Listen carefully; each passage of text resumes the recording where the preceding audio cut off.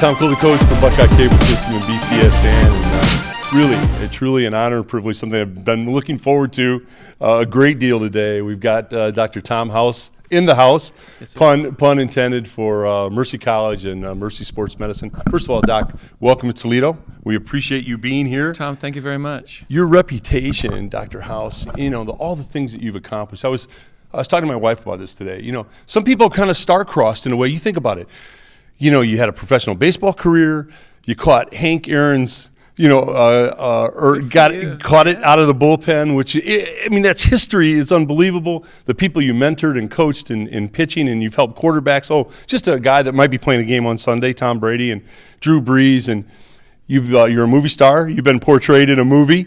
Doc, has that crossed your mind of the things that you've been involved in that are so interesting?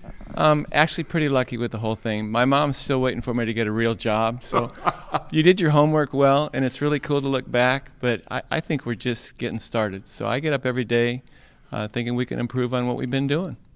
Dr. House, let me ask you this. Where is baseball at today? And pitchers don't pitch, they go into the sixth inning and they're out, where they could go, In the old days, I look at a guy like Mark Fidrich, who I thought I've never seen anybody in baseball like Mark Fidrich. I interviewed him a couple of times, and he was exactly who he was. There was no pretense.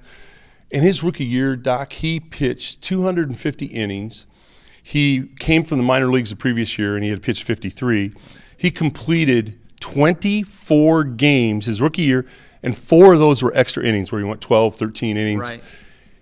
Is that, and he ended up hurting his arm on jumping a fence or whatever, but I'm wondering if his arm may have been weakened with it. Are they doing it right with pitchers today? It could have been all the above with the Bird, Mark Fidrich, but the kids today, when you get right down to it, they're not the same athletes when they show up than when you and I played. Right.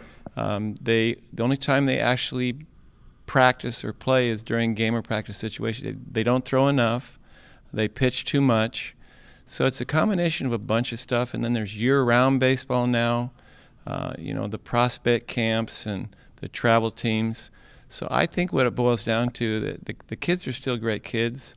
It's the way we prepare them as coaches and parents that is probably causing the issue. But that's why we're here tonight. We're actually going to take what's out there, chat about it as a group, and go to war tomorrow with an actual clinic.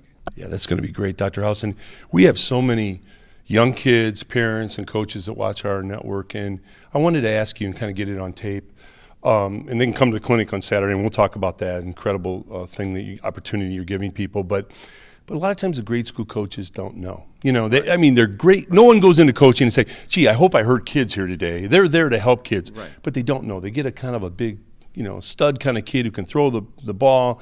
So maybe he pitches many more games than he should. And how many innings should a young grade school kid pitch on average, 7th, 8th grade? And should they be throwing a curveball? I see kids, breaking off curveballs, and we do, talk about that a little bit. You're setting me up really well here. Good job. We are, as we get further into the science of throwing and the physical preparation of throwing, we've learned a lot more than, again, when you and I grew up. Curveball is actually thrown right. A curveball is the easiest pitch on the arm. Well, think about a karate chop breaking bricks. Okay. You're not going to break bricks in a fastball position. You're going to break it in a karate chop position. But again, going back to coaches, I've never run across a coach with bad intentions. Right. But there's a bunch of them out there with information that's not quite right. So the goal, one of our mission statements with the company I work with, National Pitching Association, is to inform, instruct, and inspire, to make sure that the information that's out there with get-togethers like this is science-based, and the kids and the coaches go home with how to teach from that information. So we're on the right track. Are we there soon enough? Probably not. I'm going to talk about it tonight and tomorrow, but baseball is a game of failure coached by negative people in a misinformation environment, and that our kids are supposed to go out and get college scholarships and play pro ball. So that's what we're working on to fix. So, Doc, you're really going to create small pockets of influence in these communities that you talk to, and hopefully that ripples out to the coaches that are, right. and then the good things will come to the kids that are being taught by these people. No, I agree, and it's nice to be able to get a venue where you can actually stand up and talk about the mistakes that you've made. Me personally, yes. I think I'm the world's greatest expert on what doesn't work. but you got to keep pushing the envelope. And again, the bottom line is it's out there. The information is out there. We live in an information age. Right. Our job as coaches, parents, mentors, and the kids' responsibility is to find that information, make sure that they apply it day to day, and compete with health.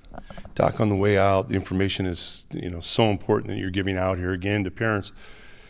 Quarterbacks, we have them. We cover in high school. We do so many games in the football throwing motion. You have done your homework. Good for you. And taking care of the arm. A kid's throwing a lot of balls in practice. Maybe he's the second guy throwing to the wide receivers, right. And maybe those aren't the best footballs. They're the balloonos that Sure. Put strain on the arm. Is it ice after practice? Is it how many, do you throw? How much of elevation of the elbow? And is there some kind of maintenance and care for the quarterback? There is. We call it arm care and recovery. You brought up ice. Ice by itself, no, unless there's trauma. When it's repetitive movement that causes the kid to get into muscle failure, ice and aerobic activity is good. Okay. So for the parents that are listening, the kids that are listening to you and me talk, for every 1 minute of ice, 2 minutes of aerobic activity. Okay. Never more than 20 minutes on a shoulder or 10 minutes on an elbow, mix and match and go from there. Kids stay healthy with mechanics, functional strength, and workloads. So if a kid's been thrown a lot and he's not physically strong enough or mechanically sound, he's going to end up getting hurt. That's our fault, not the kid's fault.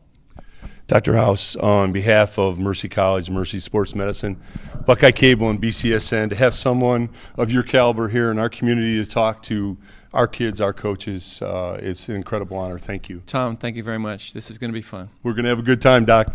Tom Coley, coach for Buckeye Cable and BCSN.